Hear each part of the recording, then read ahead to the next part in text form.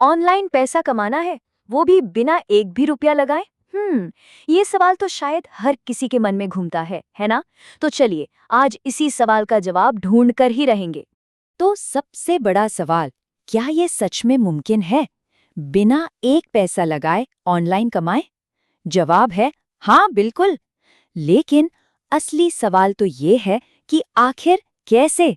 आइए इसी को समझते हैं। तो ये रहा हमारा आज का रोड मैप। हम सबसे पहले जीरो इन्वेस्टमेंट वाले सवाल को देखेंगे, फिर बात करेंगे कि अपना पहला काम कहाँ और कैसे ढूंढा जाए।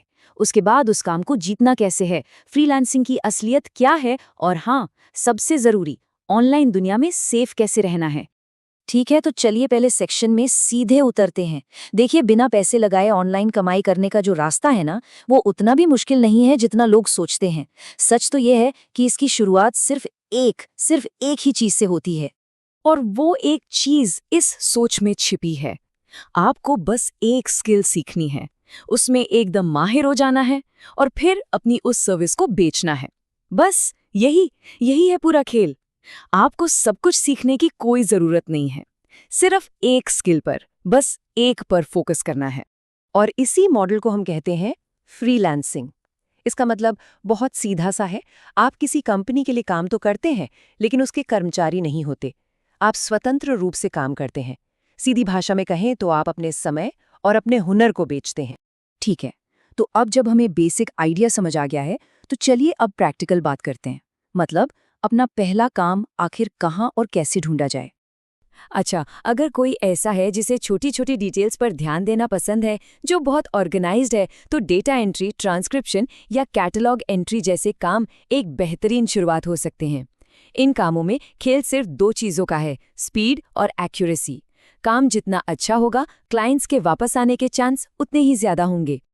और अगर किसी के अंदर एक क्रिएटिव कीड़ा है, तो कंटेंट राइटिंग, वॉइस ओवर या सोशल मीडिया मैनेजमेंट जैसी फील्ड्स इंतजार कर रही हैं। यहाँ एक बात याद रखने वाली है, इन कामों में पोर्टफोलियो ही रेज्यूमे होता है, तो अपना सबसे अच्छा काम दिखाने के लिए हमेशा तैयार रहना चाहिए। अब सवाल ये उठता है कि ये काम मिलेंगे कहाँ? तो सुनिए, फाइवर, अपवर्क और freelancer.com, ये कुछ ऐसे बड़े ऑनलाइन मार्केटप्लेसेस हैं जो ऐसे मौकों से भरे पड़े हैं। बस इन पर जाकर अपनी एक अच्छी सी प्रोफाइल बनाने की देर है। और ये मौका कितना बड़ा है, इसका अंदाजा इस नंबर से लगाइए। अकेले सिर्फ फाइबर पर 160 से ज्यादा देशों के 34 लाख से भी ज्यादा खरीदार एक्टिव हैं। सोचिए जरा, मतलब काम की कोई कमी नहीं है, बस उस तक पहुंचने का सही तरीका मालूम होना चाहिए। ठीक है, काम ढूंढना एक बात है, लेकिन उस काम को हासिल करना वो एक बिल्कुल अलग कहानी है। तो चलिए अब सबसे जरूरी हिस्से पर आते हैं, एक ऐसा प्रपोजल कैसे तैयार किया जाए जो काम दिलाकर ही रहे। एक कामयाब प्रपोजल के ये 5 सुनहरे नियम हैं। हमेशा क्लाइंट को उनके नाम से बुलाइए। प्रोजेक्ट की कोई खास बात लिखकर ये साबित कीजिए कि आपने जॉब डिस्क्रिप्शन को ध्यान से पढ़ा है।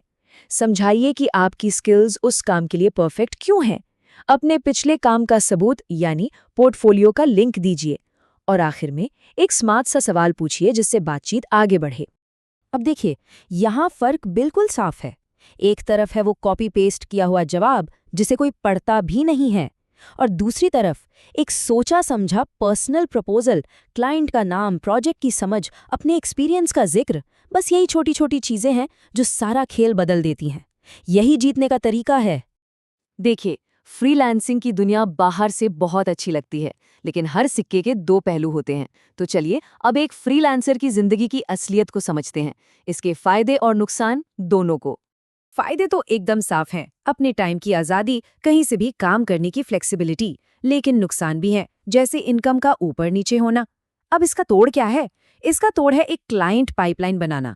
मतलब एक प्रोजेक्ट खत्म होने से पहले ही अगले की खोज शुरू कर देना। तो एक बैलेंस्ड नजरिया रखना बहुत जरूरी है। और अब हम आते हैं अपने आखिरी और शायद सबसे जरूरी हिस्से पर। ऑनलाइन काम ढूंढते समय खुद को घोटालों से, स्कैम्स से कैसे बचाया जाए। स्मार्ट तरीके से काम करना जरूरी है, पर सुरक्षित रहना उससे भी ज्यादा जरूरी है। इन खतरों के संकेतों पर हमेशा नजर रखनी है।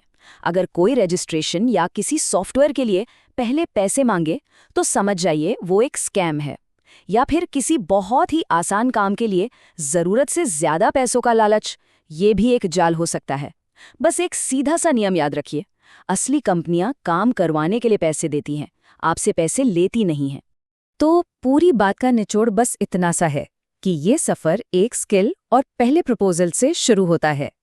सब कुछ एक साथ सीखने की ज़रूरत नहीं है, बस किसी एक चीज़ से शुरुआत करनी है। तो अब सवाल सिर्फ एक ही है, वो पहली स्किल कौन सी होगी और वो पहला प्रपोजल क्या होगा?